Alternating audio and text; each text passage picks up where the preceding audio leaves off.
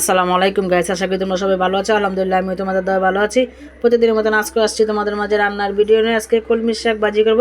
কলমি শাকটা কেটে ধুয়ে পরিষ্কার করে দিয়ে বসাই দিয়েছি। কাঁচামরিচ লবণ দিয়ে দিয়েছি, দেখো একটু নেড়ে চেড়ে দিচ্ছি।